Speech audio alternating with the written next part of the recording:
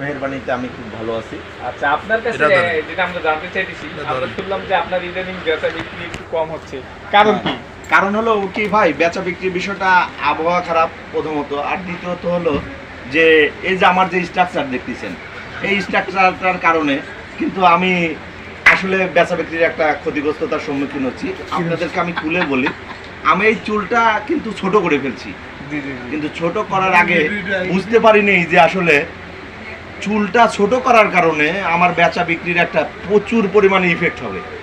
মানুষ মনে করে অনেকটা যে স্মার্টনেস না ছেলে, আর বিষয়টা হলো আমার চেহারা কালো, রোদে ব্যবসা করি, এটাও একটা কারণ। আর অনেকটা আসলে বলা চলে যে একদম ভিলেনের মতো দেখা যায়, অ্যাজ লাইক অ্যাজ জাম্বু, এই জাম্বুর মতো দেখা যায়। এই কারণে আমার ন্যূনতম পক্ষে আমার সেল পার ডে 10 থেকে 12,000 টাকা কমেছে।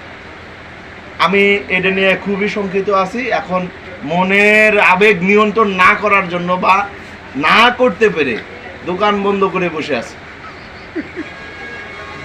তাই এই জন্য আমরা মানে সবার মুখে মুখে এই কথাটা শুনতেছি যে রবিউল ভাইয়ের আগের যে বেচা বিক্রি সেটা এখন আর নাই।